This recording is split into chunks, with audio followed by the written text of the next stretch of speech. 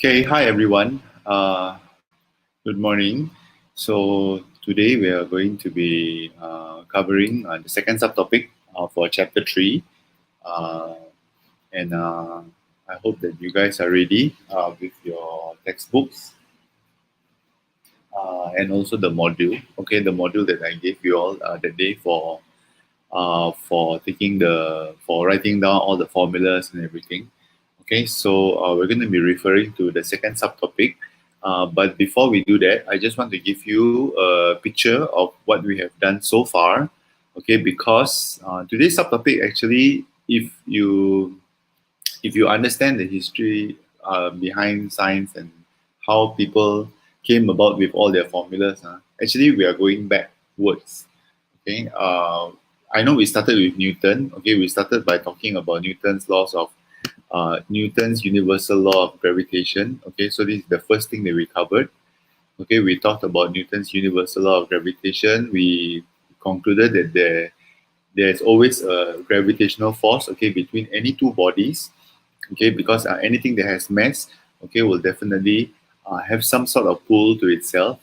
Okay, and then of course we identified that the gravitational force, is directly proportional to the hasil darab jisim and inversely proportional to the square of the distance between the two bodies. Okay, and then from this very important law, okay, we call this the universal law of gravitation. We came up with this formula, and then we learned how to calculate lah. Okay, using all this formula and yada yada, and then we use that, okay, to talk about the force, okay, between Earth and satellite, Earth and the moon, Earth and the sun. Okay, and after that we did an activity. This is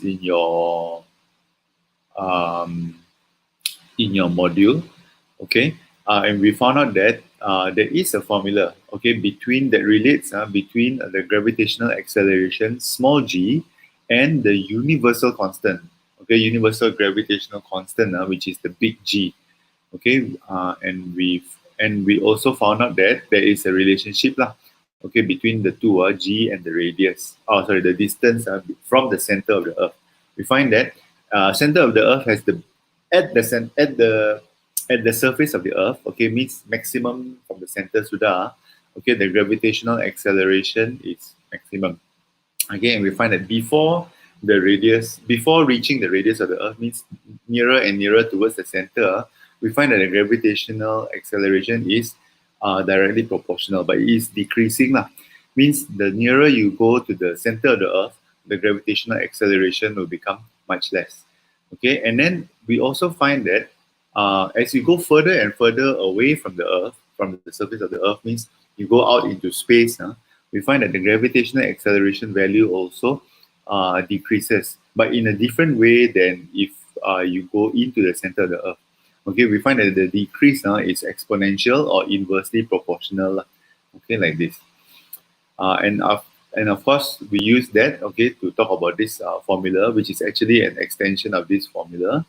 Okay, uh, so we did all this exercise and everything, and then the second class we talked about the importance of knowing the gravitational acceleration, and we established the fact that out of the planets in the solar system, of course, number one, Pluto is not a planet lah. Okay, it has been discounted as a planet. Although some of you asked me, how come Pluto is not included? Okay, this is a long battle that was only settled like only a couple of years ago. Okay, and they decided that Pluto is not a planet in our solar system. Okay, but we still tend to think of it that way because we have been brought up and we learned that way lah. That's okay. But the thing that we wanted to establish is that the planets with a bigger radius, and also a bigger mass. Okay, sorry, not the bigger radius. The planets with a bigger mass, for example, Jupiter. Jupiter has a very high gravitational acceleration, about 3 times more than the gravitational acceleration of Earth. Remember, gravitational acceleration of Earth is 9.81 meters per second squared. Okay, we find that if you have a bigger mass, you will have a bigger gravitational acceleration. Okay, regardless of the radius. So we find that Jupiter, even though the radius is very big, Okay, but it's such a big mess.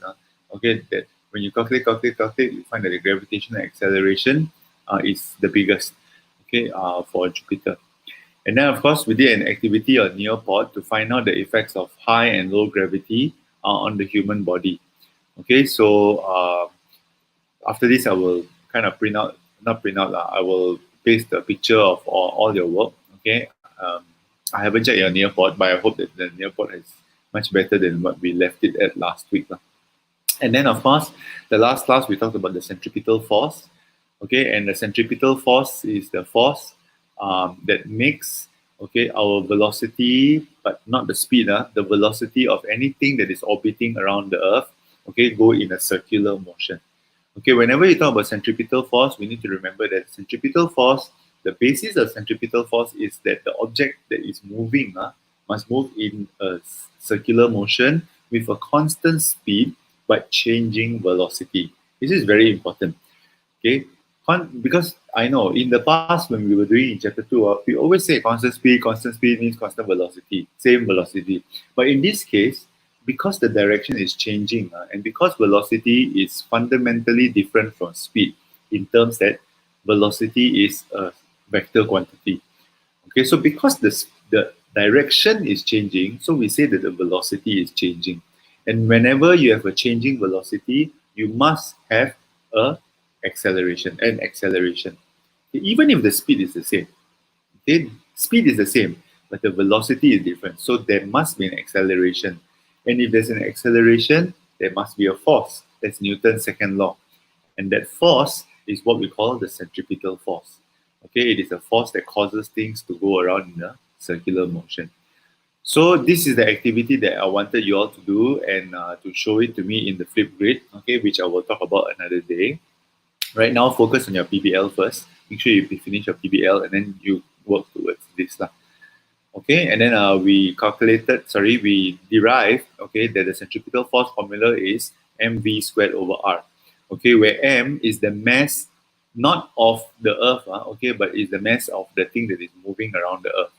Okay, or the mass of the thing that is orbiting. Okay, I found out, not that I found out, I realized that when we are studying this chapter, there are always two things that are always going to constantly confuse us. So I want to mention this very early on so that you guys are aware of this. Number one, the mass.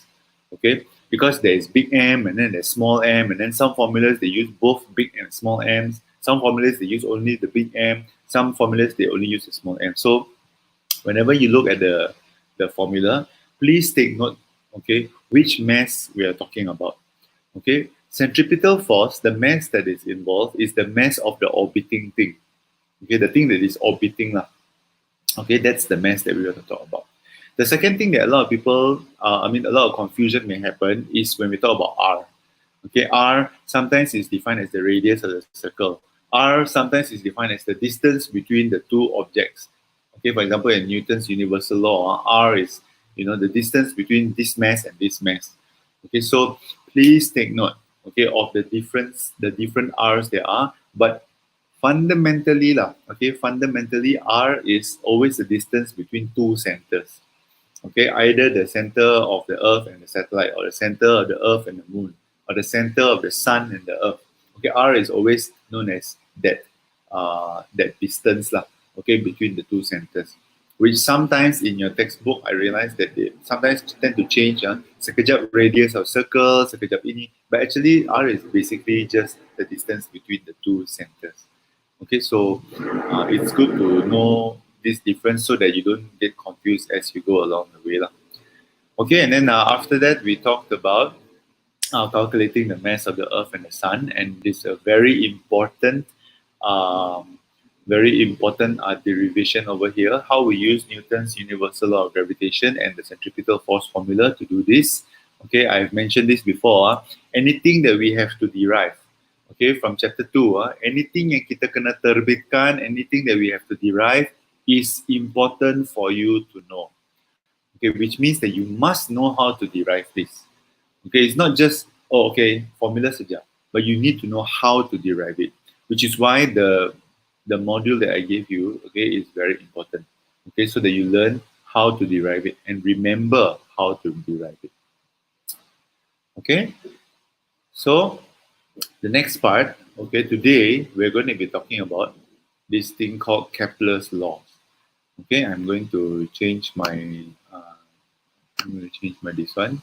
Okay, we're going to be talking about Kepler's laws, okay, of planetary motion. Okay, so as I said in starting on the class, I know we started with Newton. We started with Newton because in chapter 2 we were always talking about Newton. Okay, Newton did this, Newton's laws, Newton's everything. So in chapter 2 we said that Newton had 3 laws, the laws of motion lah.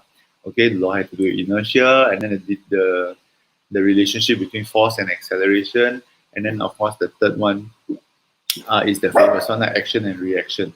Okay, and then after that, in the starting of chapter 3, we talked about Newton's universal law of gravitation. Okay, it's a kesinambungan.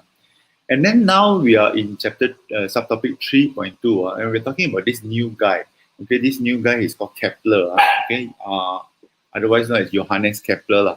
So Johannes Kepler. Sorry, my dog is acting up today. So Johannes Kepler. Okay, Johannes Kepler. Well, every time I mention Johannes Kepler's name, my dog seems to respond. Okay, so Johannes Kepler. Okay, Johannes Kepler actually was someone who came before Newton, which is why I said, okay, hold on, I'm going to, yeah, my dog is being especially noisy. Kejap,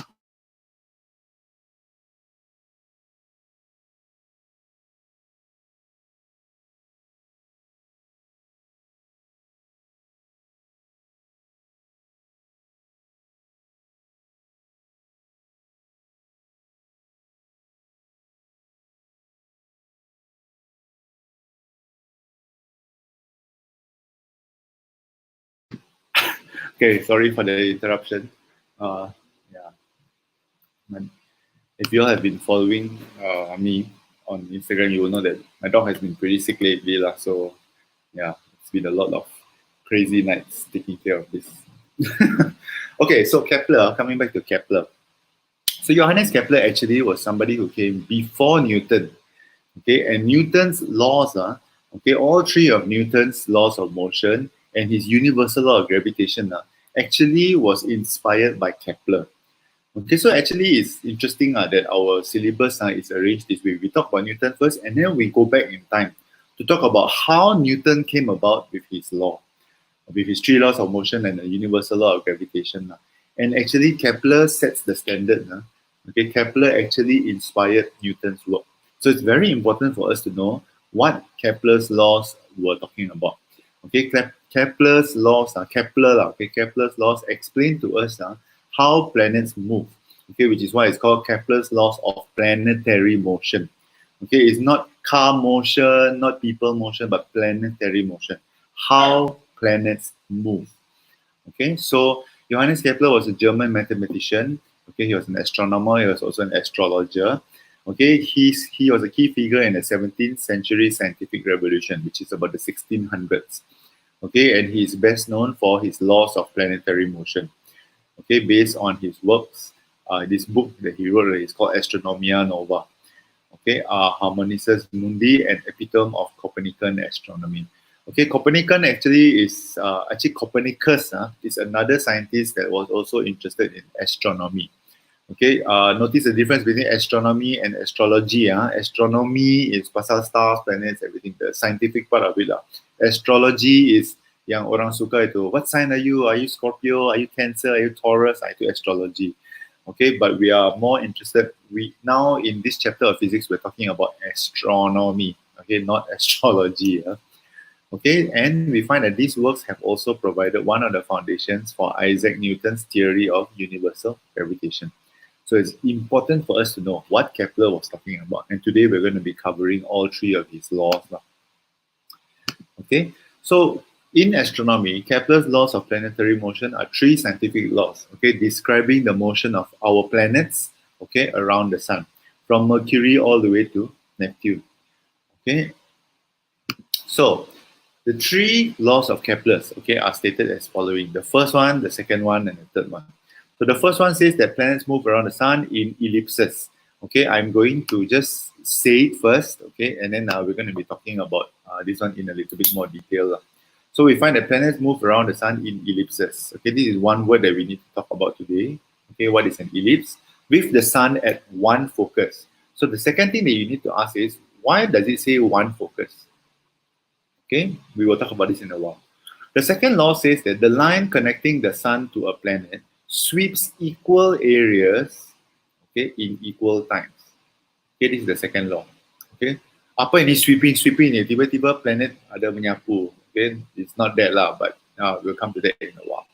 The third law, okay, which is probably it is just like any other law that has mathematics in it. Whenever there's a law that involves mathematics, the law is very long and very long-winded.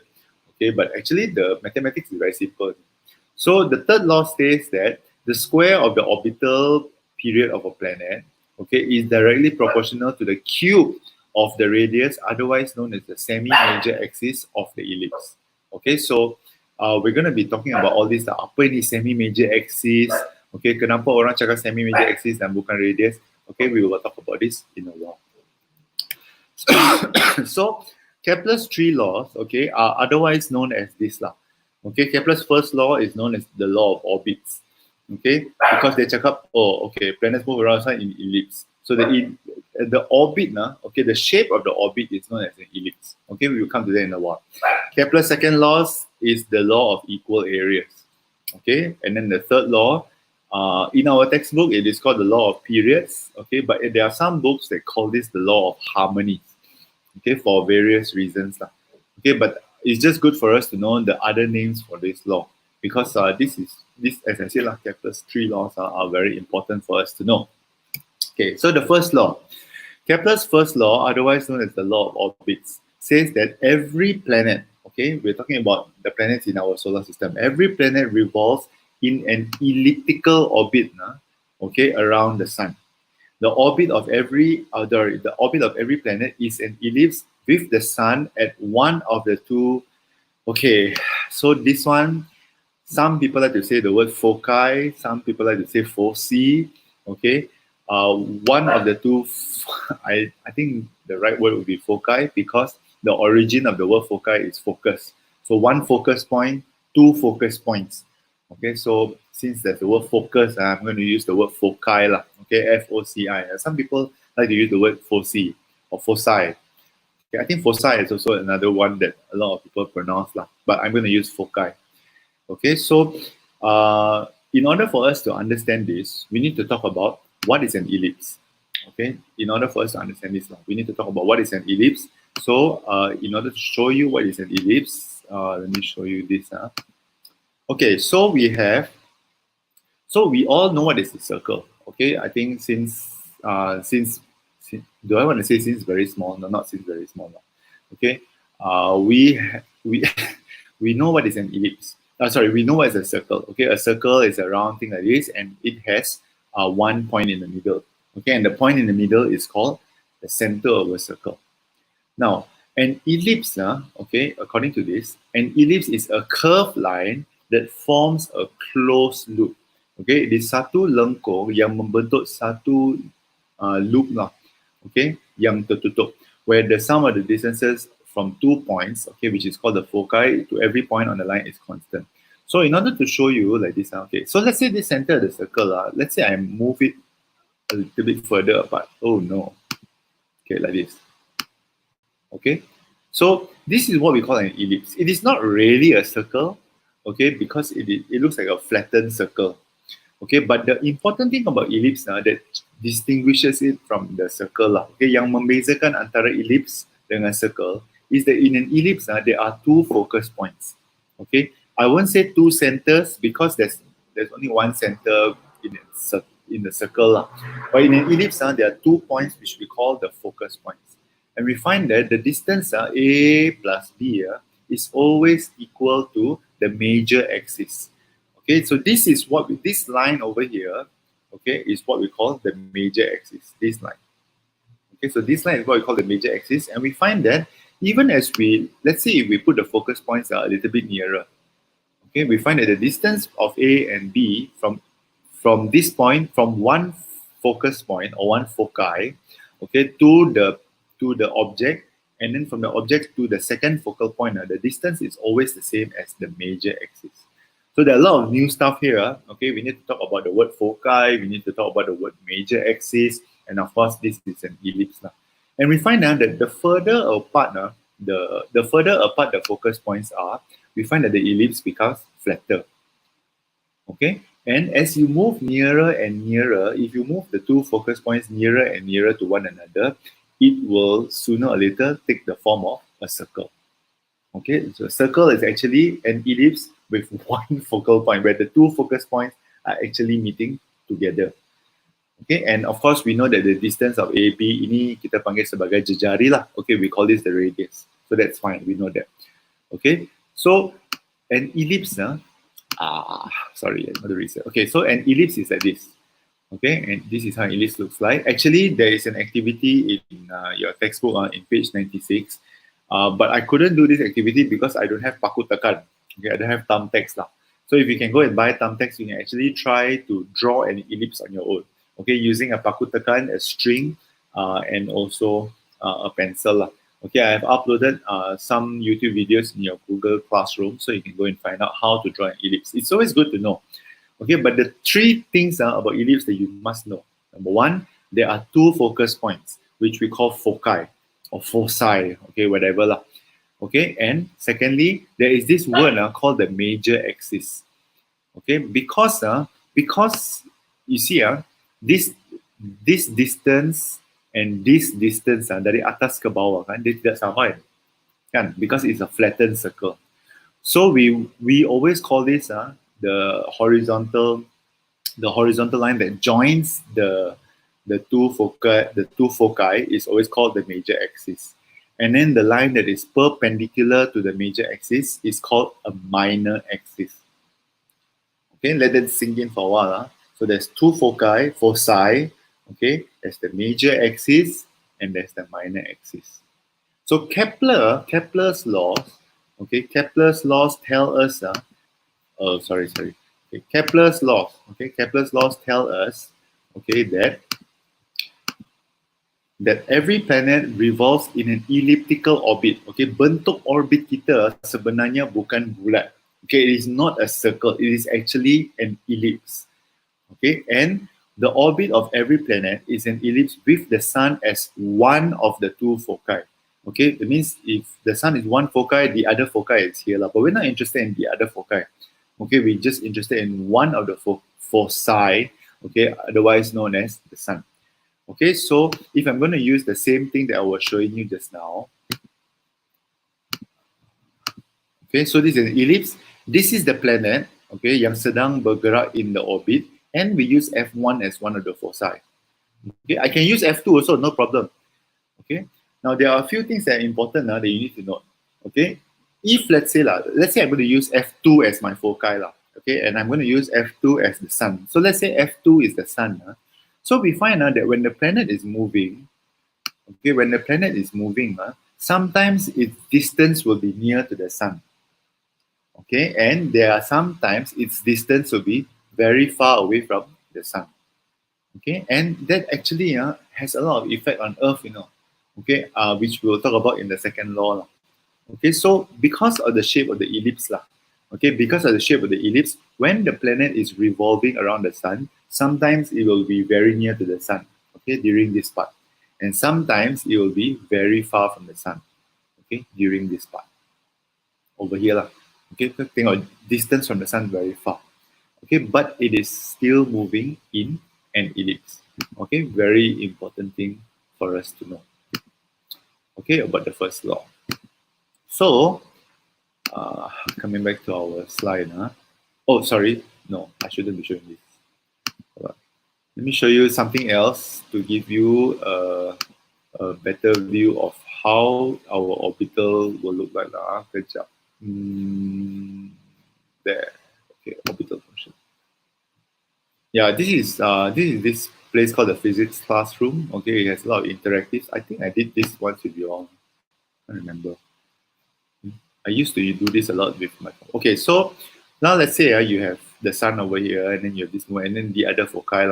Okay, I'm going to move the sun a bit further. Sorry, I'm going to move the two foci points, okay, further away from each other. Okay, and we're going to have this planet. Okay, this planet that is going to orbit around the sun. Okay, I'm going to show you the velocity and the force as it moves. I want you to take a look at the force and the velocity, how they interact with one another. Okay, so we find that as it is going further and further away, okay, it is slower over here. Okay, notice, look at the velocity, look at the pattern. It is slower over here, but as it goes nearer and nearer to the sun, okay, it is going faster. Okay, do you see that? Okay, so that's how our planet moves. Of course, the velocity changes, but also the speed changes. We find that nearer to the sun, okay, nearer to the sun, okay, the speed of the planet is moving a lot faster. Okay, the speed of the planet is moving a lot faster, but and it's also affected because since you're nearer to the sun, Newton teaches us that the nearer you are, okay, the more gravitational force you have. Okay, now I'm going to reset this. Let's say if I set this a little bit nearer to one another. Okay, let's see how this works. So, okay, we find that when the two foci are nearer to one another, okay, the shape of the ellipse, it is still an ellipse because there are two foci. Okay, but we find that the shape of the ellipse, okay, looks more like a circle because they're getting nearer and nearer to one another. So it's not so flattened anymore. Okay, if I like totally this one, okay, then we know. If I put the two foci together, then it will be a circle. Okay, where, in a circle, okay, notice the velocity is changing, okay, but the force is always remaining the same because, it is the same distance from the sun as always. Okay, let me move it a lot more further apart. Okay, it's extremely this one already lah. So it'll be like this. Okay, so this is probably maybe Mars. Okay, Mars. Sorry, not Mars. What's the first planet? Mercury lah. Okay, Mercury has a much bigger, much flatter orbit. Okay, because it's so much nearer to the sun. Okay, notice here is faster. Okay, here is slower. Okay, so the speed as it is nearer to the foci, okay, as the sun, okay, it's going to be faster. And this will become very important when we talk about the second law.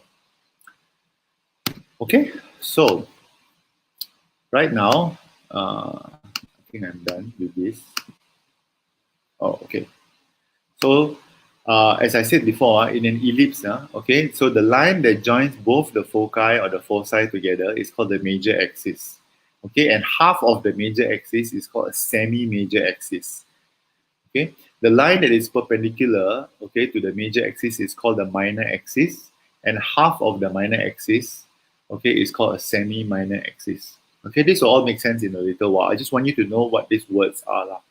Okay, so don't be terperanjat kalau tiba-tiba saya cakap major axis, minor axis. I hope you know what it means. Major axis is the line that connects both the foci. Minor axis is always perpendicular to it. Okay, because if you notice in an ellipse, the major axis and the minor axis are not the same length. Okay, not like a circle. A circle, major axis, minor axis is all known as the diameter. So it's all the same, no problem. Okay, all right. Second law. So the second law says that a line joining a planet and the sun sweeps out equal areas during equal intervals of time.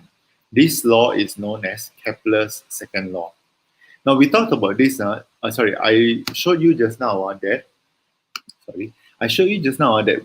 Let's say there's a planet lah, okay, and then the planet is over here. Okay, and we know that as it goes nearer to the sun, it's going to go faster. Okay, as it is nearer to the sun, it's going to go much faster, so it will cover this amount of area. Okay, and we find out that the time that it travels is the same. Dia punya masa di sini dengan masa yang dia jalan di sini is the same. Okay, it's just that because here is going faster, it's going to have a lot more area that it covers. Manakala di sini because the time is the same, okay, but it is going slower, So it's going to cover, this amount of area. It looks like it's much less, right? But actually it is not. This area, A3 and A1, is the same. Okay, and this is a very important thing. The area that is covered, it is the same because, okay, the time that it takes to travel is the same. Okay, it just travels faster or travels slower. So in A1, it travels faster. In A3, it travels slower. So that's the second law, and that's why it's called law of equal areas.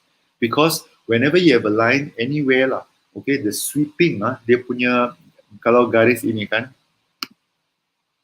oh sorry, sorry.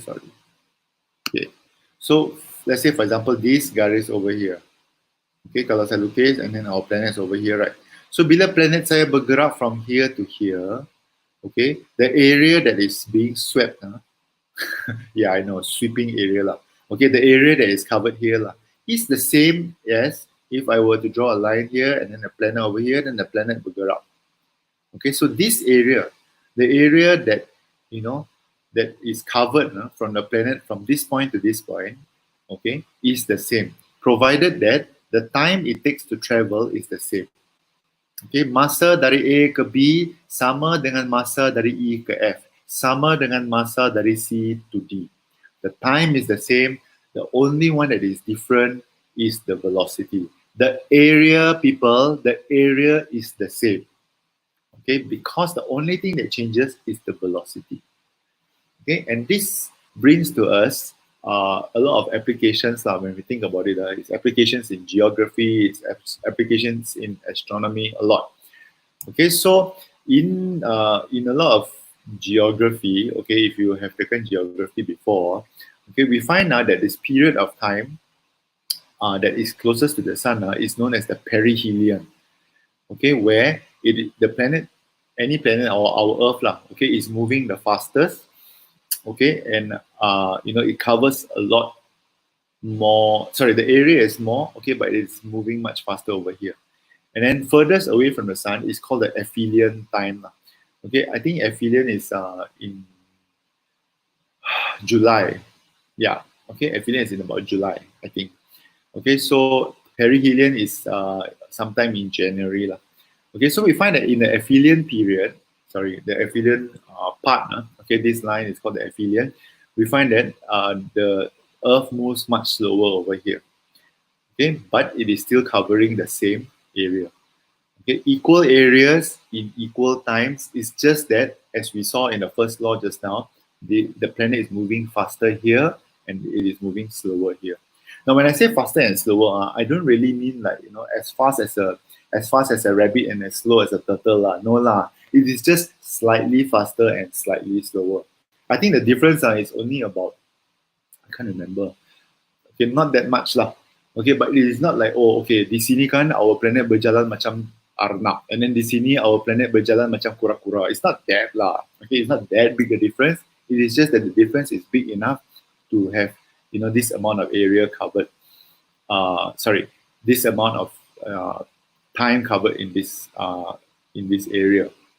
Okay, so in our geographical understanding, okay, so this is the part where it is nearest to the sun. So this is the perihelion. Okay, so it occurs about January, and if you remember, our Earth is always tilted.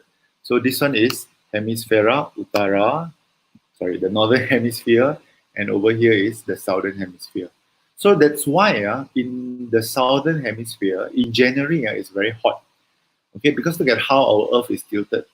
Okay, our Earth is tilted so it receives the most sun over here. So in January, the southern hemisphere usually experiences summer, and the northern hemisphere always experiences winter. Okay, because it's so far away from the sun, so it becomes very cold. But for us, the Khatulistiwa on the equator, we feel kind of the same the whole year around.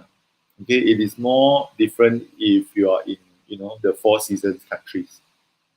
On the aphelion side, however, okay, otherwise known as the apoapsis, okay, apoapsis line, we find that the northern hemisphere, okay, this is the sun, this is the Earth, this is the equator, and this is the Paksi Bumi lah. So this is the northern hemisphere, this is the southern hemisphere. So we find that in July, Okay, the northern hemisphere experiences a lot of sun, and the southern hemisphere doesn't. Okay, so that's why in the southern hemisphere they experience winter during July. Okay, and the northern hemisphere we experience summer lah. Okay, not we experience, they experience summer during this time. Okay, so we find out that because of the shape of the ellipse, okay, because of the shape of the ellipse of our orbit, okay, and how we face the sun at different times, okay, we find that different hemispheres will experience different seasons, okay, because of how our Earth is tilted and everything lah. This is a lot of geography lah. But the point I want to tell you is this lah. Okay, if I draw a line over here and I cover all the way to here, if the time here is the same, okay, if the time here and the time I take from here to here is the same, this area is the same as this area. Okay, it's very important for us to know that. Okay, and that is Kepler's second law. Now, Kepler's third law, okay, is otherwise known as the law of periods or the law of harmonies. Okay, sorry, before I go into that, let me just check and see whether anyone have any questions. Okay, no questions. So, Kepler's third law is known as the law of periods or the law of harmonies. Okay, it is the law that has a little bit of maths in it. Okay, so the law states that the square of the orbital period, okay, period is the time for one full circle. So the square of the time taken for one orbit, okay, is known as the orbital period, okay, of a planet is directly proportional to the cube. Cube is kuasa 3. Okay, cube of the radius, otherwise known as the semi-major axis of its orbit. Okay, now this is very important. It's very important. We use, actually, our textbook, we use the word radius lah. Okay, sebab kamu baru form 4, so dia mau kasih senang. Okay, but actually the actual term, okay, if you check in, if you go and watch the videos that I post in Google Classroom, if you go and read the articles, actually the word is semi-major axis. Because, when we talk about radius, we talk about Earth only. I will come to that in a while. But the actual terminology is the semi-major axis of the orbit. So we find out that the time it takes to travel, okay, is always the square of the time it takes to travel for one orbit is directly proportional to the cube of the distance of the semi-major axis. Okay, we talked about this. Semi-major axis is this one. The distance, half the distance of a major axis. Major axis is the distance, the line that connects from end to end, from end of the orbit to the end of the next orbit between the two foci. So we find that the period, okay, the time it takes to travel, okay, for one orbit, okay, the square of the period is directly proportional to the semi-major axis cube. Okay, let me repeat this. This is it's so important that I have to repeat this many times. The square of the period, okay, the square of the orbital period, okay, orbital period maksudnya the time it takes to travel one full orbit. For example, on Earth, one full orbit takes us about 365.25 days, okay, to travel one whole orbit lah. Okay, the square of that is directly proportional to the distance of the semi-major axis, okay, cube, the cube of the semi-major axis. Okay, but so this is what I meant. T is the time taken for a planet to complete an orbit around the sun. Any planet, okay, but when we talk about Earth later, I will explain a little bit more why. A is the mean value between the maximum and minimum distances between a planet and the sun, which is otherwise known as the semi-major axis. Okay, but for us, when we talk about the Earth, okay, or we talk about the Earth and how it relates to the sun, okay, we are going to change this a little bit. Instead of talking about the semi-major axis, which is the actual term, okay, our textbook, we use the word called orbital radius. Okay, because we find out that actually, and this is because of Kepler punya mentor lah. Okay, so Kepler punya mentor thought that everything moves in a circle. So all the orbits are all fully perfect circles. So, let's say this is planet, and then let's say this is Mercury, also one circle, and then Mars, also another circle, and then Neptune. Okay, all circle, circle, circle, circle. But actually, Kepler is the one that explained it and said it's not a circle, guys. It is an ellipse. An ellipse is a flattened circle. Okay, slightly different. But for our calculation purposes, at sorry,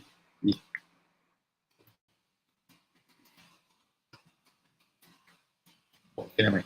So for our calculation purposes now, we are going to have the word R, okay, to represent the semi-major axis. So R is the distance between the center of the planet to the center of the sun. This R, okay, R over here. Okay, for our calculation purposes, actually Kepler also explained it lah. Okay, which actually Newton explained it with something else. The reason behind this, the reason why we choose to use R is because actually if you look at the ellipse, if you look at our orbit that we are orbiting around the sun, the orbit is actually very close to a circle because the two foci are actually very close to one another. Okay, it's just that whenever we show ellipse, we have to show the foci very far apart so that orang boleh nampak perbezaan antara ellipse dengan circle. Okay, but in actual fact, our ellipse is very, very close to a circle. It is not a circle. If it is a circle, a lot of things cannot be explained. Okay, it is actually an ellipse, but it is very close to a circle. Okay, if you want to know how they realize that it's very close to a circle, you can watch the videos to talk about it. But for now, I just want you to focus on this. Okay, we're going to use R, because the distance traveled by the planet in one complete circle, this is a formula you've studied since Form 2, which is 2 pi R. Okay, this is very standard. Okay, if this was a much bigger ellipse, the distance traveled will be calculated by a different method, which is not at your level right now. Okay, if you want to know how to actually cover the distance traveled by the planet in ellipse, do physics in Form 6. Okay, physics in Form 6 will cover this. But for now, at Form 4 level, let's just assume that our orbit is a circle. So the distance traveled is 2 pi r. And the linear speed of the planet is 2 pi r over t. Okay, the distance over the time.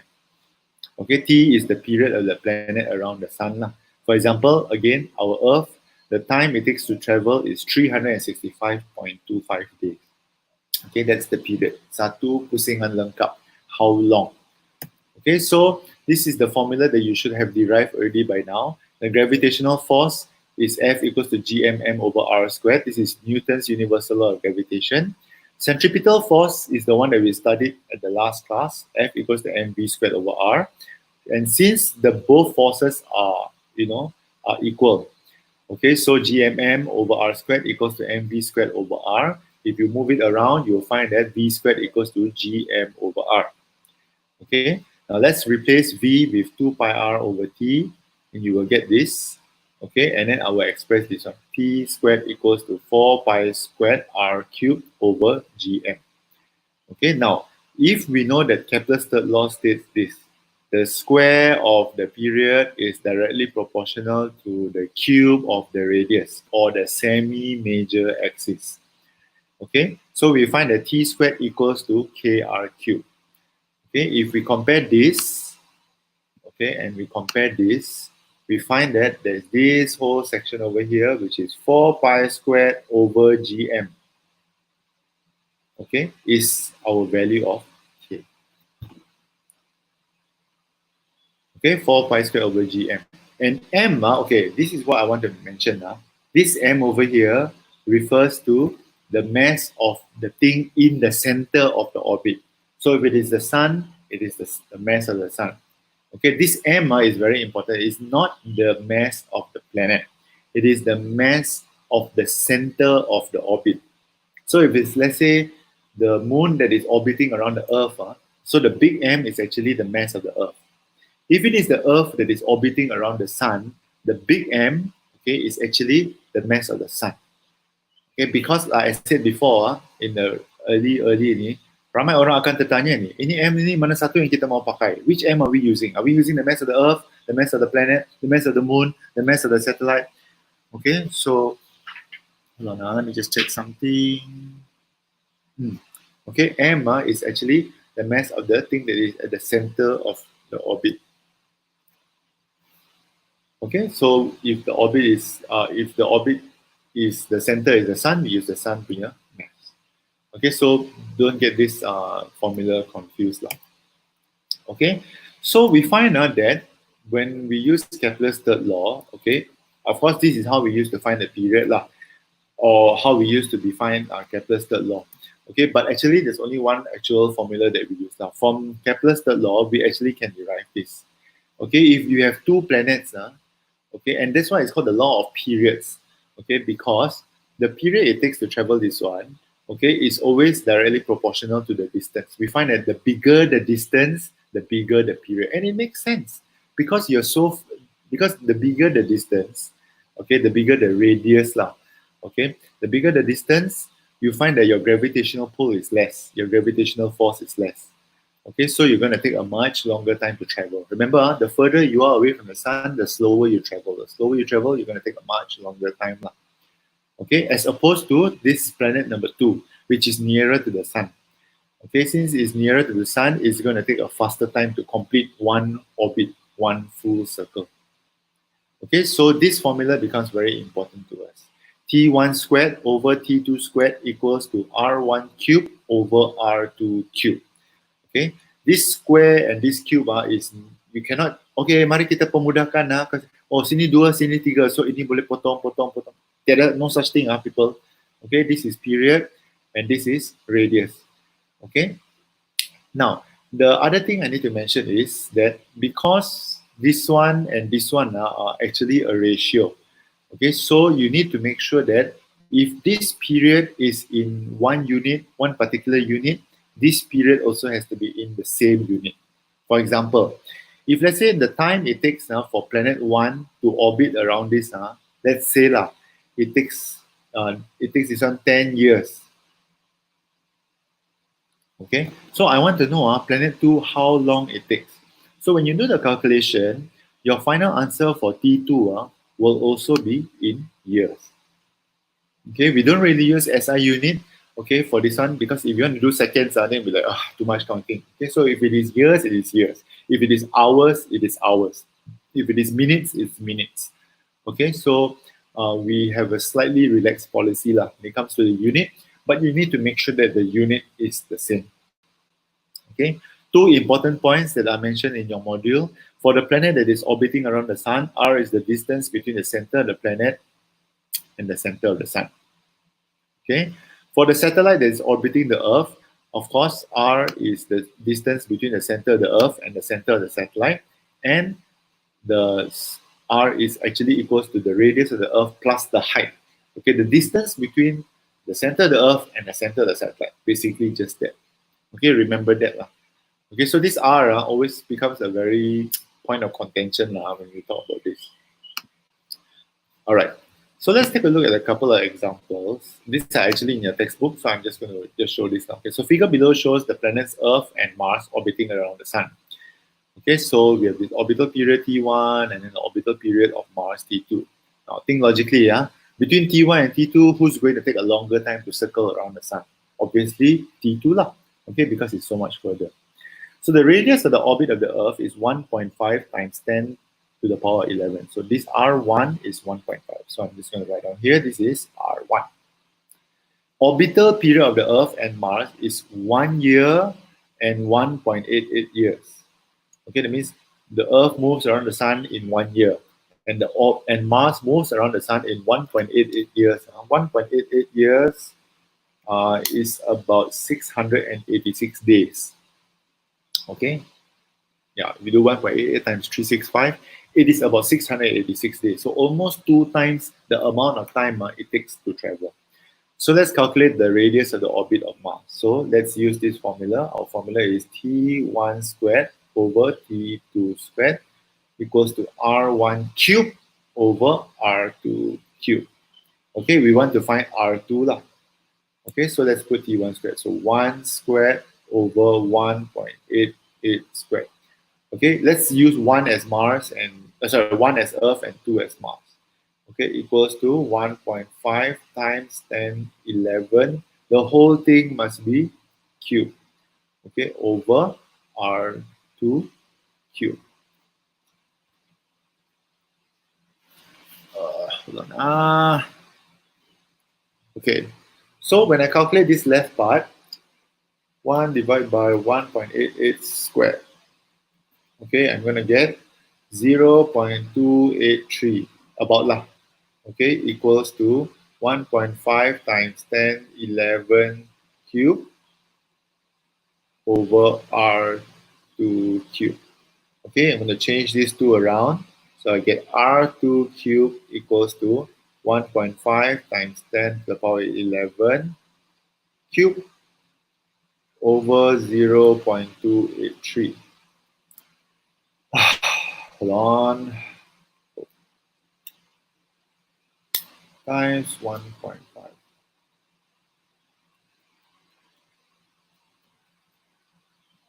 Okay, I'm going to get R2 cube is 1.19 times 10 to the power of 34. Okay, and then of course, I only want R2, I don't want R2 cube. So what I do is I cube root it lah. Okay, so I cube root it.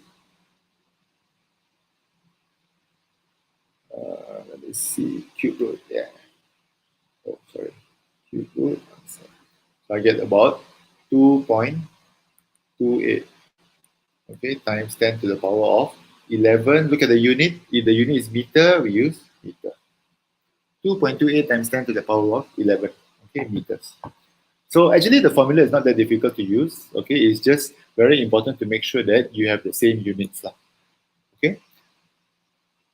I just realized, I wonder whether you can see the red color, but okay lah, fine.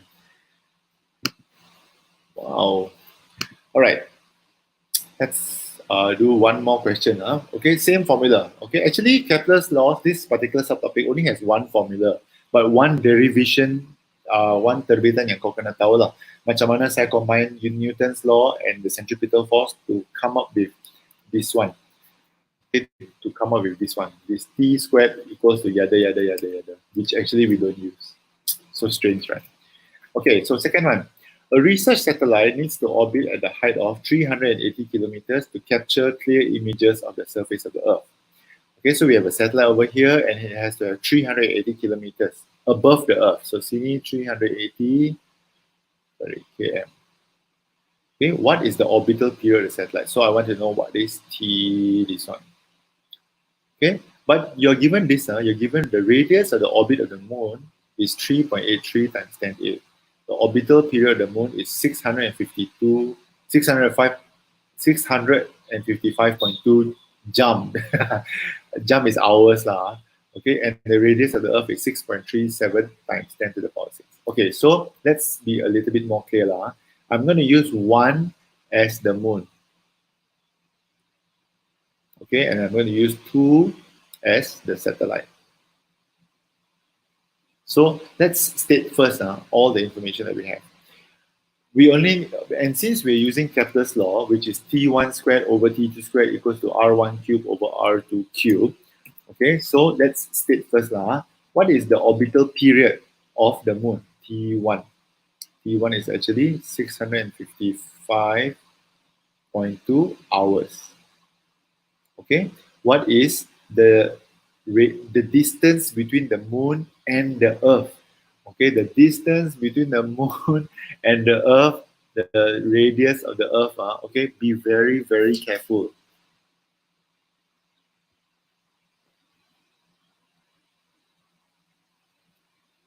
Okay, the distance between the moon and the Earth is actually this 3.83 times 10 to the power of 8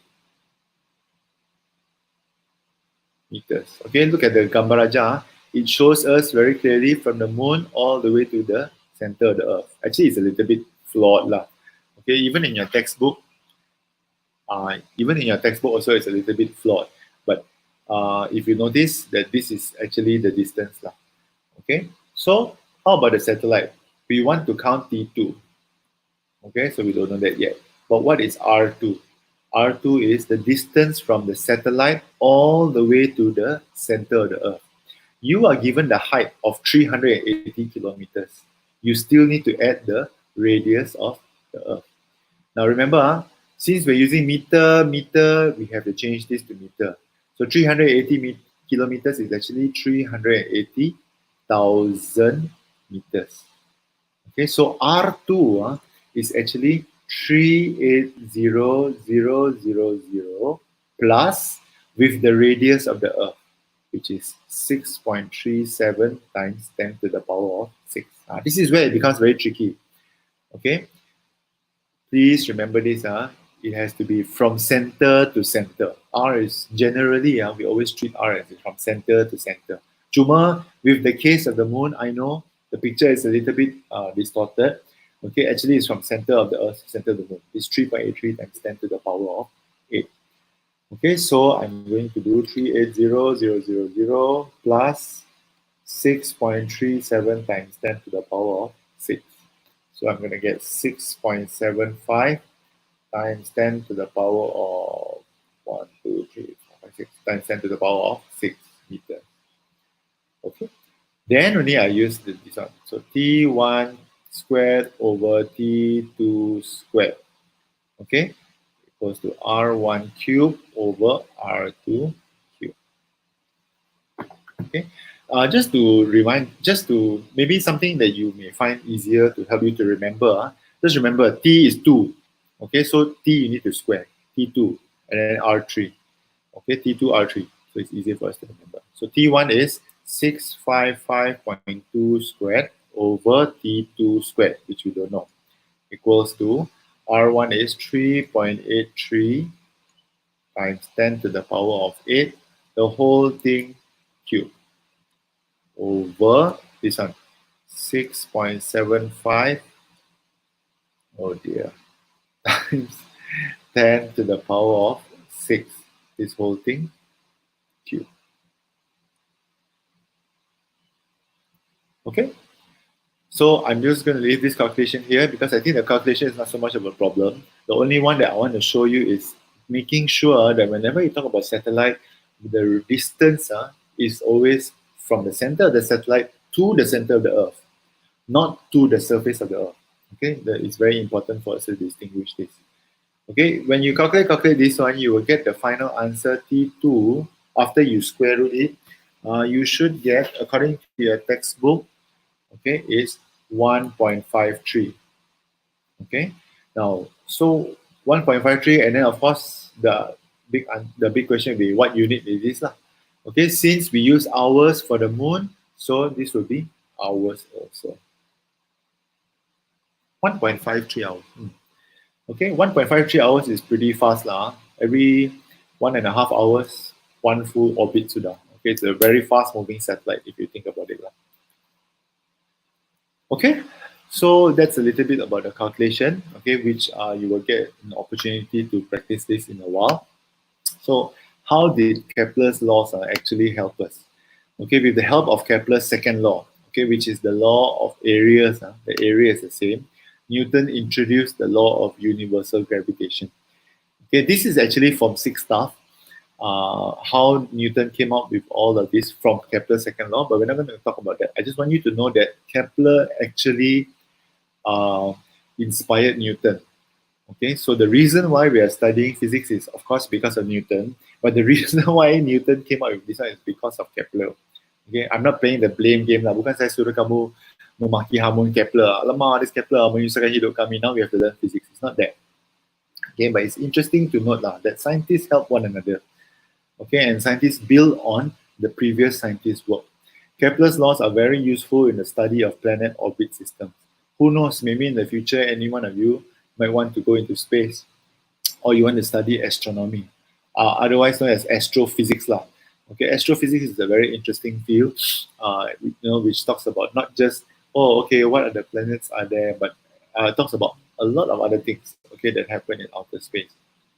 Okay, and we find that we use Kepler's laws whenever we talk about satellite motion. Okay, if you don't know, there are a lot of satellites that are orbiting around the Earth, which we are going to talk about in the next class lah. Okay, the next subtopic is actually man-made satellites. Actually, man has sent up a lot of satellites. Okay, bukan kita punya bumi satu saja kan, dan satu je satellite yang berpusing-pusing. No, actually we have many satellites. It is because of these satellites that you are able to watch, live matches. Okay, on World Cup and everything. Like contohnya World Cup, you are able to watch the Olympics live. Yeah, there's no Olympics this year, but it is because of those satellites. Okay, that you have that. It is because of the satellites that we are able to see places in other countries that may experience different weather. Okay, so it's very important for us to appreciate now how Kepler's laws actually influence satellite motion, which we are going to talk about in the next class. Okay, and Isaac Newton, of course, known as the father of classical physics, he acknowledges if I have seen further, it is because I was standing on the shoulder of a giant, okay, on shoulders of giants. So actually, Isaac Newton used Kepler's law to come up with all of this. Okay, he came out with the laws of motion, our very famous 3 laws of motion that we studied in chapter 2. He came up with the law of universal gravitation, which is our F equals to G m over r squared. Okay, and then Isaac Newton went on further to explain how Kepler's laws work. Okay, he said the laws could be explained mathematically if his laws of motion and universal gravitation were true. Okay, and then of course in mathematics, Isaac Newton developed calculus. Calculus is a field of mathematics that you are probably going to study in a while. One part of calculus is actually in Form 4. Okay, so that's it. Yeah, that's it for Kepler's law. It's a lot, I know it's a lot because there are a lot of new things. We have to talk about ellipse, we have to talk about period and everything. Okay, but basically there's only one formula, which is t squared over t squared equals to r cubed over r cubed. Just remember that the r is always the distance from center to center. Okay, not the distance from from the surface of the earth. Center of the earth to the center of the satellite, center of the earth to the center of the sun, center of the earth to the center of the moon, okay, center of the sun to center of Mercury. Okay, secondly, if you talk about the derivation, okay, itu terbitan. Now remember, you need to terbitkan all the formulas. Okay, this terbitan formula is very important, which is why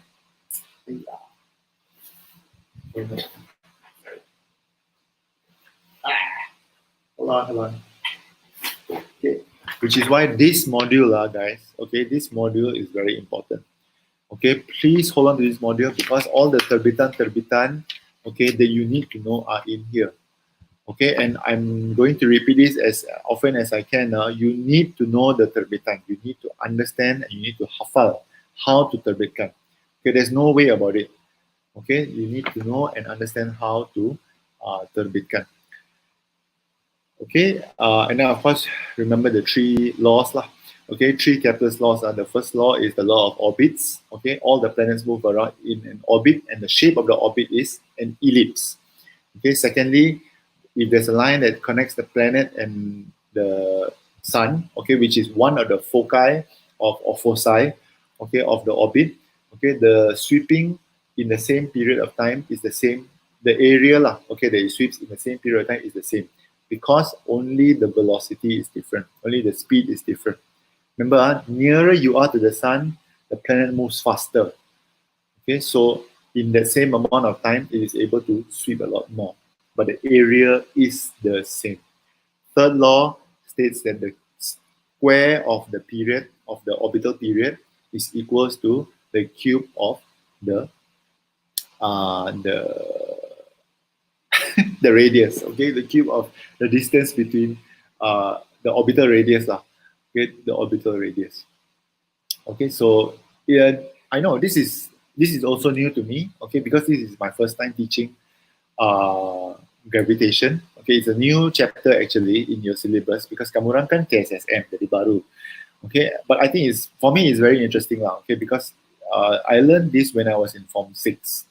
Okay, so yeah, I like Form 6 physics a lot so so I thought that it was very interesting that you guys covered Kepler's law at Form 4. Okay, so before I end, just a couple of things that I want to remind you. If you have not filled in the Google form questionnaire that I told you all to fill it in the group, okay, so far as I can see, only, let me see. So far, only 11 people have filled in the questionnaire. If we minus out the people that are unable to access their WhatsApp for some reason or another, WhatsApp pun tak boleh access. Okay, so there should be about 12 or 13 more of you that should be able to fill in the form. So please do so, because this information is very crucial lah. Okay, your input is actually very crucial. A lot of people are expecting students from Lok Yok to respond to this questionnaire. Okay, so please do so. Secondly, I want to also show you the this. Okay, so I have posted 2 videos over here. Okay, this video talks about Kepler's 3 laws. If you want a further understanding, or maybe if you want a slightly more deeper look into Kepler's 3 laws, take a look at this video. I think this video is a very good summary. It has explained everything that I talked about in the past hour for 18 minutes. Okay, so you should be able to do this. Secondly, if you want to know how to do the activity in your textbook, okay, the activity in your textbook. Okay, there is an activity actually how you can draw an ellipse. Activity on page 96. Okay, this activity, you can watch this video, okay, to see how it is done. And actually, I would encourage you to do it on your own so that you know what an ellipse looks like. Okay, I'm not actually sure whether you've covered ellipse in your ed maths, but you should be covering ellipse in a while. Okay, so you need to know what an ellipse is. So it's good to get a head start lah. Okay, go and find out how to draw an ellipse using the pin and string method. Okay, thirdly, this is a encyclopedia lah. This is from Encyclopedia Britannica. There are a couple more videos in this link that are quite interesting, which if you want to watch, you can go ahead and watch lah. But basically, everything has been covered by this today's webinar. Okay, secondly, you have a homework, okay, that is due on Friday. Okay, this is formative practice 3.2. So please complete all the exercises in page 102 in your textbook. There are only 3 questions, so finish all 3 questions and do the same thing that you did for formative practice 3.1. Let's see, there are 7 more people that haven't handed in formative practice 3.1. Or minus ideal will be 6 lah. Okay, so okay, some of you have handed in, but you did not turn in. Jericho, if you have time, please turn this in lah. Okay, all right. I think that's about it for today. I will post up the kehadiran in a while. But thanks for coming, everyone. I see there's about 21 or so people that are watching this broadcast. Don't forget to work on your PBL. Those of you who have finished the video, those of you who have finished the design can start working on the video. And those of you who have not shown me anything, okay, I really hope that you can step up and show me your design, okay? Because as I said before, this PBL is actually a way for you to get tahap prestasi, what's this? Band 6 lah, okay? It's not called band anymore, it's tahap penguasaan, okay? TP6. So I want to give you the TP6, but you need to complete that PBL, okay? And for your information, as I mentioned also, PBL is actually something that is wajib during this time of MCO. Everybody in our school is doing PBL for every subject. Okay, so it's good to get a head start. Let's get this physics one done and over with, so you don't have to think about it anymore. Okay, so that I can give you all this small homework that is, that may be a lot more helpful. Okay, so thanks everyone. I will see you on Friday's class. If you have any questions, you can always ask me. Okay, in the meantime, take care, have a good day, and see you on Friday.